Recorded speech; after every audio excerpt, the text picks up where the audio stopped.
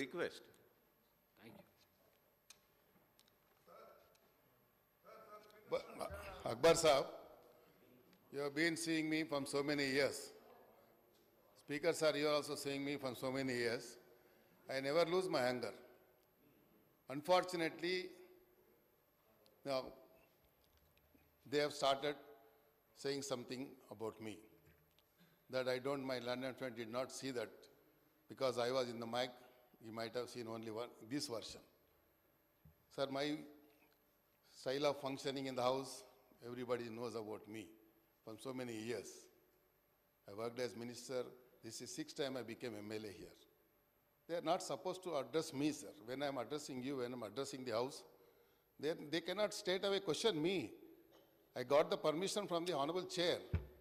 So chair के चूसी chair के धैर्य मैं बात कर रहा हूँ, तो they are interrupting to me and they are saying something about me. They are also using filthy language. So I reacted on that. If I intentionally, if you feel or anybody feel that it hurt anybody's sentiment, I express my regrets for that, sir.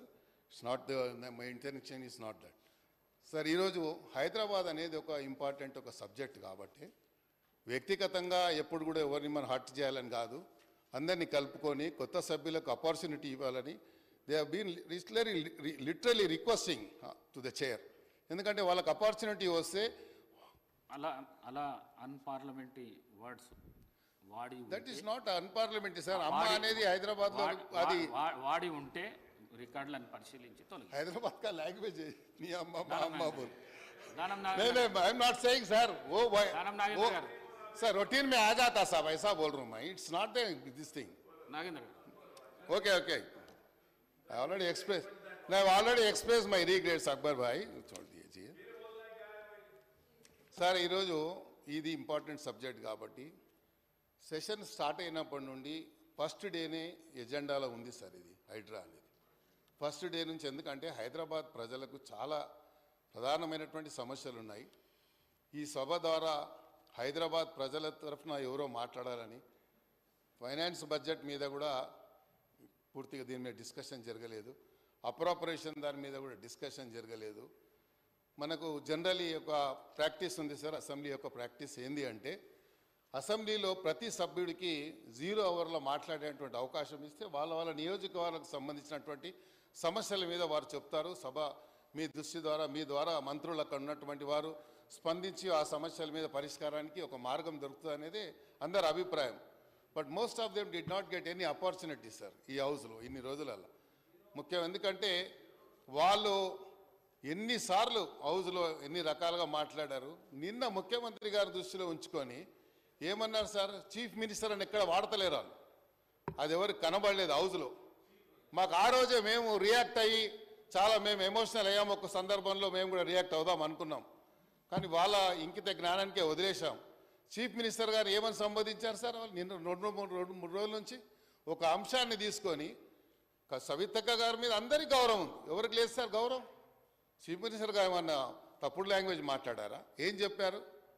దాని మీద chief minister అంటే ఈ రాష్ట్రానికి మంత్రి, నేను IT మినిస్టర్ని, IT ఇది అని రాష్ట్రాన్ని ఇది చేశాను అది చేశాను, దాంతోపాటు దోసుకున్నది కూడా చెప్తే బాగుండేది. అది చెప్పకుండా ఇది చేశాను అది చేశాను, హైదరాబాద్ అద్భుతం చేశాను, అరచేతిలో స్వర్గం చూపించానని ప్రయత్నం చేశాడు తప్ప ఏం లాంగ్వేజ్ మాట్లాడాడు సార్ ఆయన కూర్చొని ఇక్కడ?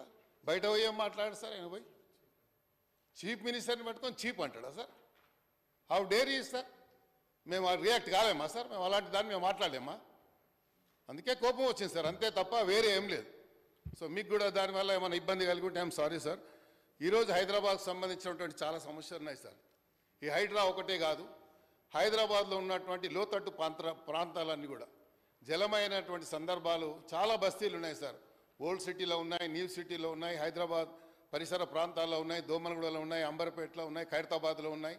ఇవన్నీ ప్రాంతాలలో ఈ విపత్తులు వచ్చినప్పుడు డిఆర్ఎఫ్ ఒక సంస్థ మాత్రమే ఉంది. గతంలో ఎస్ఎన్డిపి పెట్టారు, ఎస్ఆర్డిపి పెట్టారు, దానికి ప్రణాళికబద్ధంగా లేదు, ఏం లేదు, దానికి ఒక రూపకల్పన లేదు. బడ్జెట్ ఇచ్చామని చెప్పారు. ఎస్ఆర్డిపి కింద మీరు చూసినట్టయితే అధ్యక్ష 7,000 కోట్ల రూపాయలు ఎస్ఆర్డిపి కింద ఖర్చు పెట్టారు హైదరాబాద్ సిటీలో.